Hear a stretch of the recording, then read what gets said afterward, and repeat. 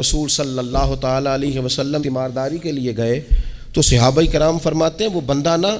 اتنا پتلا نحیف اور لاغر ہو گیا تھا جس طرح چڑیا کا بچہ ہوتا ہے، کمزوری ضعف طاری تھا۔ تو محبوب کریم نے اسے دیکھا تو بڑے کریمانہ انداز میں کریم فرمانے لگے، تو کوئی دعا نہیں مانگتا، تو عافیت نہیں مانگتا اللہ سے؟ عرض کی یا رسول اللہ صلی اللہ تعالیٰ علیہ وسلم، میں نے اپنے رب کی بارگاہ میں عرض کی ہے مالک قیامت کا عذاب بڑا سخت ہے، میں نہیں برداشت کر سکتا، تو نے اگر مجھے کوئی سزا دینی ہے تو یہیں دے لے، قیامت کو نہ دینا۔ تو کہتے ہیں محبوب فرمانے لگے سبحان اللہ، او خدا کے بندے تو رب کی سزا دنیا میں بھی نہیں سہ سکتا، اللہ سے یہ بھی سوال نہ کر، تو رب سے کہہ ربنا آتنا فی الدنیا حسنۃ وفی الآخرۃ حسنۃ وقنا عذاب النار۔ تو رب سے دنیا میں بھی حسنہ مانگ، بھلائی مانگ، تو آخرت کے لیے بھی بھلائی